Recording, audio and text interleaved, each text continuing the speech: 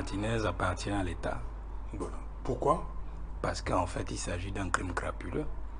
Et normalement, dans un pays normal, l'État devrait s'en être saisi. Il est question de boucler l'autopsie. Et après l'autopsie, on le garde suffisamment pour s'assurer aussi que... mais parfois même il faut une contre-autopsie pour s'assurer que tout est en ordre et qu'on peut communiquer dessus pour donner la vérité aux Camerounais. Donc sous réserve, jusqu'à ce que les résultats de l'autopsie soient publiés, le corps appartient à l'État. Parce qu'en fait, dans cette logique de crime, le procureur de la République s'auto-saisit. On n'a même pas besoin de le saisir, il s'auto-saisit. Est-ce que c'est le cas ce qu'on entend est-ce que c'est le cas pour dans l'affaire Martinez? Et quand on entre donc dans cette logique, et à la suite donc de votre question, on se rend compte qu'en fait, j'ai entendu l'aîné dire certaines choses, on n'a pas entendu le procureur, à moins qu'il ait parlé et que j'étais distrait. On n'a pas entendu parler le procureur. On a plutôt entendu parler le procureur du gouvernement, qui est le ministre de la Communication, qui lui n'est pas un procureur judiciaire. Voilà, c'est le seul qui... Il ne devrait même plus parler. Parce qu'en fait, la seule fois où le ministre de la Communication devait parler, c'était la semaine dernière, pour dénoncer, pour constater la disparition de M. Zogo et rassurer la famille. C'est-à-dire le communiqué du 20. Ainsi que le corps des médias, ce qu'il n'a même pas fait, il a passé le temps à leur donner des leçons. C'est la dernière fois qu'il devait parler. Une fois que le corps a été découvert, c'est la justice désormais qui parle. Et c'est le procureur qui doit désormais parler. Et comment on dit la nature horreur du vide, Valérie? Non, la nature n'a pas horreur du vide, parce que j'ai dit l'aîné a dit certaines choses. C'est pour cela que j'aime beaucoup votre question, parce qu'en fait, il dit qu'on laisse à la justice suivre son cours. Je suis d'accord, On va laisser la justice suivre quel cours? L'abbé Mbassi, en 1988, a été froidement abattu dans sa chambre. Il n'y a jamais eu de résultat de cet assassinat. Abbé Angel Benvon, vous pouvez me dire les résultats de cet assassinat? Non, il n'y a jamais eu. Monseigneur Plumet, bon, il n'était pas journaliste. Bibi Ngota est décédé. Enfin, assassiné. Il n'y a jamais eu de résultats jusqu'à aujourd'hui de l'enquête.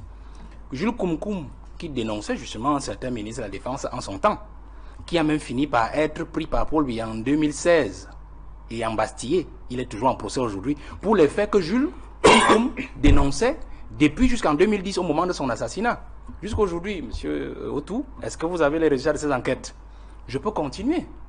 Donc vous comprenez que dit qu'on va laisser la justice suivre son cours. Moi, je ne vais pas faire obstruction à la justice. Je ne dis pas qu'il faut faire obstruction à la justice. Il faut mettre la pression. Il faut mettre la pression. Donc le fait de dire aux hommes politiques de ne pas récupérer, non. Pourquoi est-ce que quand un homme politique intervient dans une affaire, on voit la récupération? Un homme politique, c'est un observateur de la société. C'est un aiguillon de la société. Il doit dire quand c'est rouge, quand ça devrait être blanc, il doit aussi dire que ça devrait être blanc. Et c'est le cas aujourd'hui. C'est-à-dire qu'il faut dénoncer. Ça, c'est dingue. Donc, laisser la justice qui a l'habitude de se faire et de se défaire, faire comme elle a toujours fait, ne serait pas une bonne chose aujourd'hui. Parce qu'en fait, l'assassinat crapuleux de M. Martinez Zogo va aussi tomber dans les oubliettes, comme tous les cas que j'ai cités. Ça, c'est dingue. De deux, c'est qu'il faut aussi constater que la justice n'est pas libre. Parce que là, il faut dédouaner le procureur. Pourquoi le procureur ne parle pas? Il faut faire attention. Parce que la justice que nous avons aujourd'hui avec nos magistrats, ils ne sont pas libres, hein, les pauvres. Quand vous les voyez assis là, ils ne sont pas libres. Je vous regardez l'affaire Kanabois. L'affaire Kanabois où tout un jeune procureur à Douala a écrit au président du Conseil supérieur de la magistrature, que est le président de la République, pour lui dire qu'il avait subi des pressions pour pouvoir donner tort à M. Cyrus Ngo en tant qu'individu et d'orchestrer tout ce qu'on a eu autour de cette affaire, au profit d'un Libanais qui pompait, qui refusait de se plier à la loi du Cameroun.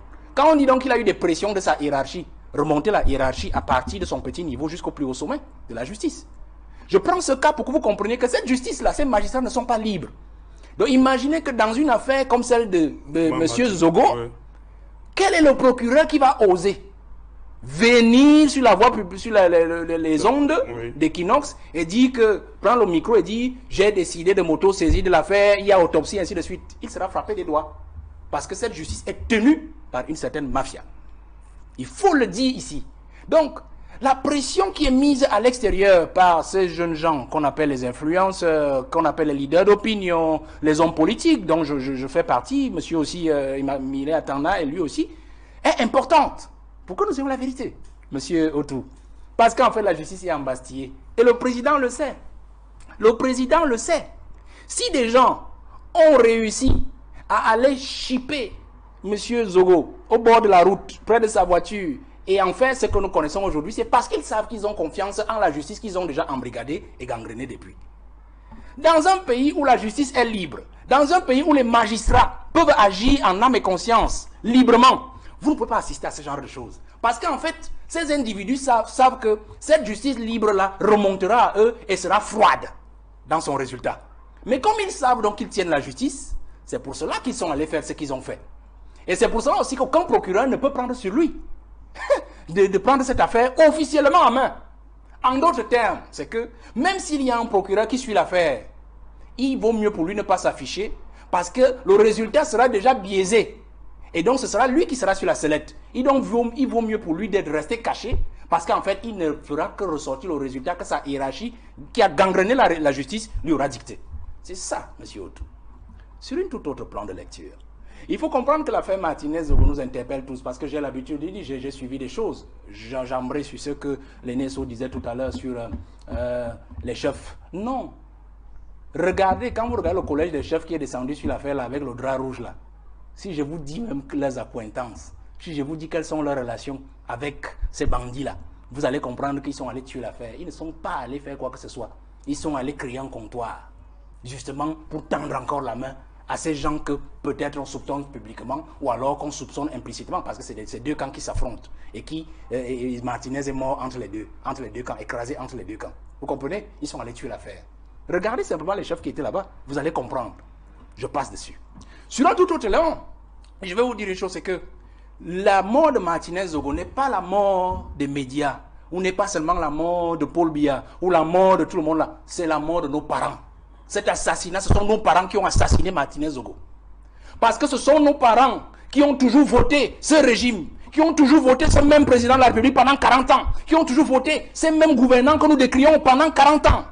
C'est eux qui ont même contraint leurs enfants à ne jamais entrer dans la politique. Si vous voulez faire la politique, entrez seulement dans le parti au pouvoir. C'est le meurtre de Martinez Zogo, l'assassinat de Martinez Zogo repose sur la tête de nos parents. Parce que c'est eux qui ont encouragé par l'élection ces gens qui nous gouvernent.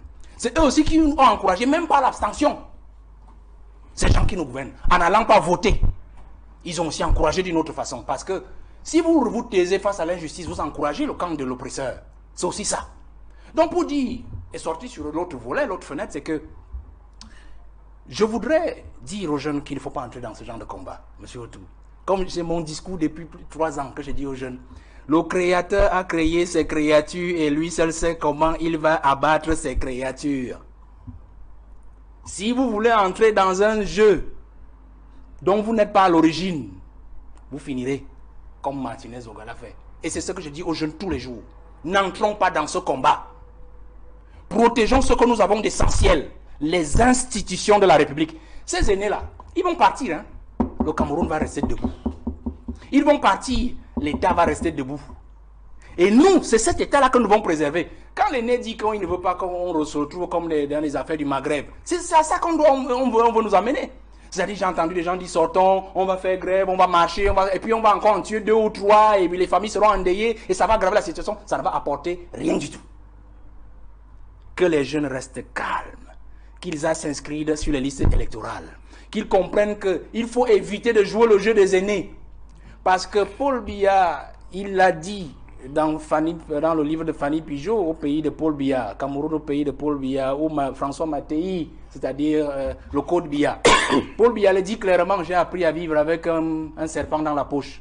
Paul Biya a créé ces serpents-là. Ces serpents sont devenus des pitons. Ils sont même devenus des pieuvres qui avalent son propre peuple, qui se nourrissent du sang de son propre peuple. Parce que c'est ça en vérité. Il a laissé cette pieuvre-là se nourrir du sang des Camerounais. Mais maintenant, cette pieuvre ne veut plus du sang des Camerounais. Elle veut du sang de Paul Biya lui-même. Et comme donc elle ne peut pas atteindre Paul Biya lui-même, cette pieuvre a décidé d'avaler à grand goulot les Camerounais afin de faire sortir Paul Biya de sa réserve. Parce qu'en fait, c'est de ça qu'il est question, monsieur Otou. Quand on abat Martinez Zogo, c'est pour que le peuple sorte et que Biya se livre à eux. C'est-à-dire, on sait qu'il est âgé.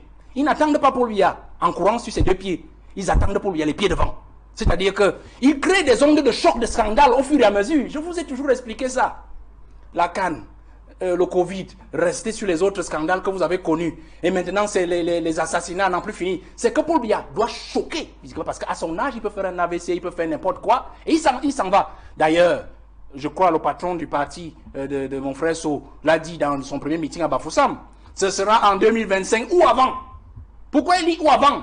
Parce que physiquement, l'homme, ils savent tous dans le sérail que Paul Biya est fatigué. Et que même physiquement, naturellement, il va partir. Donc on crée des situations pour le choquer. Pour que le vieillard s'en aille. C'est là où nous insistons donc. Les jeunes ne doivent pas jouer ce jeu. Et nous vous insistons dessus.